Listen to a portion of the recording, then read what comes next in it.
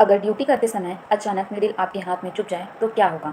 क्या सिर्फ दर्द ही होगा या आप HIV, hepatitis B and hepatitis C जैसी खतरनाक बीमारी की चपेट में आ सकते हैं? आज की इस वीडियो में मैं बताने वाली हूँ कि नीडल स्टिक इंजरी होने पर तुरंत क्या करना चाहिए और क्या नहीं करना चाहिए ताकि आप खुद को सुरक्षित रख सकते हैं। आइए तब जानते हैं कि नीडल स्टिक इंजरी क्या होता है।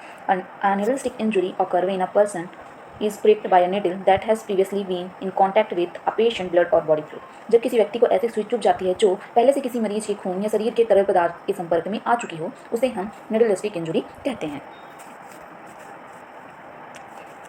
अब कुछ मेडिकल टर्म के बारे में जानेंगे, जैसे कि body fluid, liquid originating from inside the body, मतलब ऐसा लिक्विड जो हमारी बॉडी के अंदर से ओरिजिनेट होता है, उसे हम क्या बोलते हैं? Body fluid. जैसे कि स्लाइवा, स्लाइवा मीन्स लार, स्वेट, स्वेट मीन्स पसीना, जैसे कि यूरिन हो गया, सेब्रोस्पाइनल फ्लूइड हो गया, या इन्फेक्टेड ब्लड। अब यहाँ पे पूछा जाएगा कि मोस्ट डेंजर फ्लूइड जो होता है वो क्या होता है, तो क्या होता है? इन्फेक्टेड ब्लड जो होता है वो मोस्ट डेंजरस क्या होता है? फ्लूइड होता है। वहीं पर हम लोग इंपॉर्टेंट पॉइंट रिमेंबर करना चाहेंगे कि health care workers are the highest risk group due to daily exposure. यहाँ पे क्या बोल रहा है? जो हेल्थ केयर वर्कर्स होते हैं वो क्या होते हैं? हाईएस्ट रिस्क होता है उनमें क्या होने की? नीडल स्टिक इंजरी, क्योंकि वो डेली एक्सपोज होते हैं किससे? नीडल से। कब? फॉर एग्जांपल जैसे इंजेक्शन लगा रहे हैं, कैनुला लगा रहे हैं, उस टाइम ये क्या होता है? हेल्थ केयर वर्कर्स के डेली क्या होते हैं? एक्टिविटी होते हैं, डेली उनका काम होता है। दैट्स वाई ये हाईएस्ट रिस्क किसको माना जाता है? जो हेल्थ केयर वर्कर्स हो गए या हेल्थ केयर प्रोवाइडर्स हो गए। अब आते हैं why is needle stick injury serious. Needle stick injury को सीरियस क्यों कहा जाता है? यहाँ पे लिखा हुआ है because disease is transmitted through the infected blood. क्यों हम लोग नीडल स्टिक इंजरी को सीरियस मानते हैं? क्योंकि इसमें से जो डिसीज होता है वो ट्रांसमिटेड होता है किसके थ्रू? इन्फेक्टेड ब्लड के थ्रू। वहीं पे हम लोग जानेंगे कि कौन कौन से इन्फेक्शन हमको कॉज कर सकता है नीडल स्टिक इंजरी होने पर। तो यहाँ पे हम लोग एक फॉर्मूला है 3H, ये हो गया 3H। 3H means first H means hepatitis B, hepatitis C and HIV AIDS. ये 3H है जिसे हम रिमेंबर कर सकते हैं कौन कौन से। फिर इंपॉर्टेंट पॉइंट है hepatitis A is not cause by needle stick injury. जो हेपेटाइटिस ए है वो नीडल स्टिक इंजरी से कॉज नहीं होता। वो किससे कॉज होता है? वो क्या है? एक वायरल डिसीज है, दैट्स वाई वो नीडल स्टिक इंजरी से नहीं होता है या नहीं फैलता।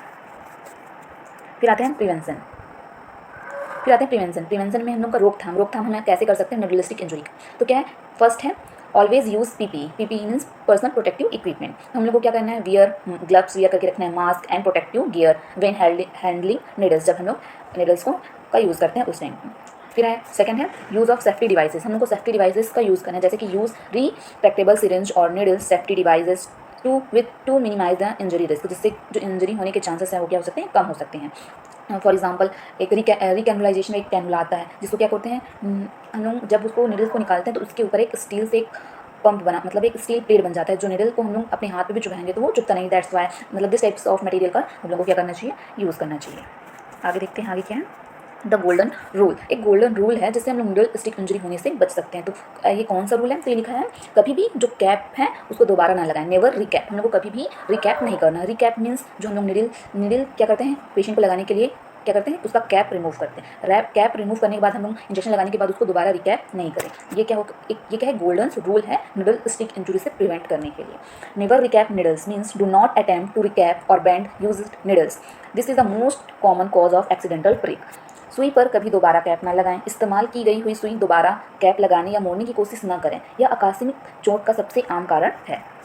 आगे देखते हैं सेफ डिस्पोजल ऑफ सांप्स, मतलब हम लोग को जितने भी सांप इंस्ट्रूमेंट है उसको कैसे डिस्पोज करना चाहिए। तो फर्स्ट है डिस्पोज इमीडिएटली। हम लोग को तुरंत जितने भी सांप इंस्ट्रूमेंट है उसको तुरंत इमीडिएटली क्या करना चाहिए? डिस्पोज करना चाहिए। फिर क्या लिखा है? Place needle and sharps in a puncture resistance container immediately after use. तुरंत निपटान करें। कैसे? उपयोग करने के तुरंत बाद सुइयों और नुकीली चीज़ों को पंचर प्रतिरोधी कंटेनर, मतलब पंचर रेजिस्टेंट कंटेनर में डालें। ये क्या होता है? सेफ डिस्पोजल होता है सांप इंस्ट्रूमेंट के। देन इसमें फिर बोला गया कि कौन सी पॉइंट हमको रिमेंबर करना है। तो ये लिखा हुआ है, ये पॉइंट लिखा हुआ है the key point never leave neck needles on a tray और बेड। हम लोग को कभी भी खुली हुई सुई ट्रे या बिस्तर या कहीं पे भी हम लोग को नहीं छोड़ना चाहिए, जिस कारण का क्या हो सकता है? नीडल स्टिक इंजरी होने के ज़्यादा चांसेस हो सकते हैं एक्सीडेंटल। आगे देखते हैं फर्स्ट एड इमीडिएटली एक्शन, मतलब तत्काल कार्यवाही। हम लोग को प्राथमिक उपचार क्या करना चाहिए वो हम लोग देखते हैं कि जैसे कि किसी पेशेंट को नीडल स्टिक इंजरी मतलब उनके हाथ में प्रिक हो गया तो उनको सबसे पहले क्या करना चाहिए। तो फर्स्ट है स्टॉप एंड स्टिक काम, मतलब do not panic attack immediately. मतलब हमको पैनिक नहीं होना है, तुरंत कार्रवाई करना है और हमको घबराना नहीं है, ठीक है? पैनिक नहीं होना है, रुक के शांत रह के हम लोग को काम करना है। ये नहीं कि नीडल स्टिक इंजरी हो गया तो मेरे को ये हो गया, ऐसा कुछ नहीं। हम लोग को क्या करना है? कूल एंड काम रहना है। देन सेकंड स्टेप क्या उसमें? वॉश द एरिया, जिस एरिया पे नीडल स्टिक इंजरी हुआ है वहाँ पे क्या करना है? Wash the injury side thoroughly with soap and running water for at least 30 to 60 second. मतलब जहाँ पे नीडल स्टिक इंजरी हुआ है, चोट हुआ है, वहाँ पे साबुन और साबुन और बहते पानी में कम से कम 30 से 60 सेकंड तक अच्छी तरह अपने जो जिस एरिया पे मतलब इंजरी हो उसको क्या करना है, धोना है। फिर आगे क्या देखते हैं, फर्स्ट एड। मतलब फर्स्ट हम लोग को निडलिस्टिक इंजरी होने के तुरंत बाद हम लोग को क्या नहीं करना है, क्या ना करें वो देखने वाले हैं। तो इस पर लिखा हुआ है डू नॉट स्क्वीज, रब और मसाज द वुंड, इट में push the virus deeper into tissue. जैसे कि निडलिस्टिक इंजरी है उसको हम क्या कहते हैं, स्क्वीज मतलब दबा देते हैं, रगड़ते हैं या मालिश करते हैं उस जगह पे। तो क्या होता है, जो वायरस होता है वो हमारे टिश्यू के डीपर मतलब अंदर जाने के, जो वायरस हो गया वो अंदर जाने के चांसेस रहते हैं। इस वजह से हम लोग को क्या करना है, स्क्वीज या दबाना नहीं है, रब नहीं करना है, मसाज नहीं करना है और रगड़ना वगैरह नहीं है, ठीक। Then do no harsh chemicals. No harsh chemicals means do not use bleach, spirit और chlorine on the wound. मतलब जैसे कि जहाँ पे इंजरी हुआ है वहाँ पे हम लोग क्या, जैसे ब्लीच हो गया, स्प्रिट हो गया या क्लोरीन हो गया, उसका उपयोग नहीं करना है। इससे क्या हो सकता है, जो इंजरी हुआ है वो कहाँ चला जाएगा, हमारे जैसे वायरस वहाँ से क्या होता है, जैसे स्प्रिट लगाने से तो केमिकल भगते हैं तो और अंदर जाने के चांस हो सकते हैं, इस वजह से।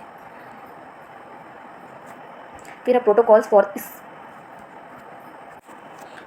फॉर स्टेसिस, मतलब छिट्टे पड़ने पर प्रोटोकॉल्स, आँख या मुंह पे छींटे पड़ जाते हैं ब्लड के, जैसे सर्जरी हो रहे हैं उस टाइम पे या अनदर प्रोसीजर कर रहे हैं, तब क्या होता है, ब्लड हमारी आई पे छिड़क जाता है, तब हमको क्या करना चाहिए, flush immediately if blood fluid splash into eye, nose और mouth, flush with clean water और सेलाइन। हमको क्या करना है, क्लीन वाटर और सेलाइन से क्लीन करना चाहिए। तुरंत धोएं, यदि खून या तरल पदार्थ आँखों, नाक या मुंह में चला जाए तो साफ पानी या सलाइन से धोएं।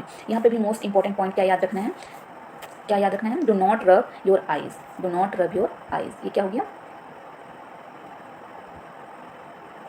डू नॉट रब आइज, मतलब हमारे आँख पे छींटा चला गया तो हम लोग रब करने लगते हैं, ऐसा कि कुछ चला गया है, इसको हम लोग को बिल्कुल भी नहीं करना है। आगे देखते हैं। फिर हमको क्या प्रोसीजर करना है, रिपोर्ट द इंसिडेंट, मतलब घटना की रिपोर्ट करना। मतलब अब हमारे साथ इंसिडेंस हो गया, निडलिस्टिक इंजरी हो गया, तो हमको अब छुपाना नहीं है, उसको हमको बताना है। तो फर्स्ट स्टेप क्या लिखा है, notify supervisor, inform your nursing superior और इन्फेक्शन कंट्रोल ऑफिसर इमीडिएटली, मतलब अपने से सीनियर को इन्फॉर्म करना है कि हमको निडलिस्टिक इंजरी हो गया है। फिर सेकंड है फिल इंसिडेंस रिपोर्ट, जैसे कि हॉस्पिटल में इंसिडेंस रिपोर्ट का एक डॉक्यूमेंट होता है, उसको फिल करना है। जैसे डॉक्यूमेंट द टाइम, किस टाइम पे आपको निडलिस्टिक इंजरी हुआ है ना, किस डेट पे हुआ, कहाँ पे हुआ, नेचर ऑफ कैसा नेचर था उस इंजरी होने का, वो सब हमको फिल करना होता है। फिर आगे देखते हैं, असेस द सोर्स पेशेंट, स्रोत रोगी का आकलन करें। मतलब ये क्या होता है, इसमें हम लोग क्या करते हैं, identify the patient whose blood was on the needle and test their viral status. उस मरीज की पहचान करना होता है जिसका खून या जिसकी सुई पर लगी हुई खून या जो निडल है वो हमें लगा हो। मतलब हमको सबसे पहले करना है कि किस पेशेंट का जो निडल है हमको क्या हुआ है, इंजर्ड किया है। तो हम लोग क्या करेंगे, check for HIV, hepatitis B, hepatitis C. मतलब हम लोग को चेक करना है कि उस पेशेंट को हेपेटाइटिस बी, HIV जैसे जो वायरल इन्फेक्शन है जो निडल की वजह से कॉज करते हैं वो तो प्रेजेंट है या नहीं है, ये हम लोग क्या करेंगे, असेस करेंगे। उसके बाद हमको क्या करना है, पोस्ट एक्सपोजर प्रोफिलैक्सिस, PEP। ये क्या होता है, पोस्ट एक्सपोजर प्रोफिलैक्सिस। इसमें क्या करना होता है, medication taken after expose to prevent infection. मतलब हम लोग संक्रमण रोकने के लिए संपर्क में आने के बाद ली जाने वाली दवा क्या कहलाता है, पोस्ट एक्सपोजर प्रोफिलैक्सिस। तो हम लोग को कब स्टार्ट कर देनी चाहिए, पोस्ट एक्सपोजर प्रोफिलैक्सिस। तो लिखा है start PEP with in 2 hour for faster result and maximum 72 hour से हम लोग क्या कर सकते हैं, तक अधिकतम कर सकते हैं, शुरू कर सकते हैं। फिर हम लोग आगे देखते हैं, follow up and monitoring. First monitoring symptoms, watch for fever, rashes और स्वेलिंग। हमको देखना है हमको फीवर तो नहीं आ रहा है, रैसेस तो नहीं है या स्वेलिंग तो नहीं हुई है। Second, teaching schedule, attend schedule plus testing schedule, attend schedule blood test. जैसे कि हमको क्या करना है, शेड्यूल अपना टेस्ट करवाना है एट कौन जैसे कि हो गया एट 6 वीक, 3 मंथ और 6 month, to ensure no infection has occurred, हमारी बॉडी में कोई भी इन्फेक्शन ऑकर्ड नहीं है इस वजह से। Thank you class, that's last, stay safe.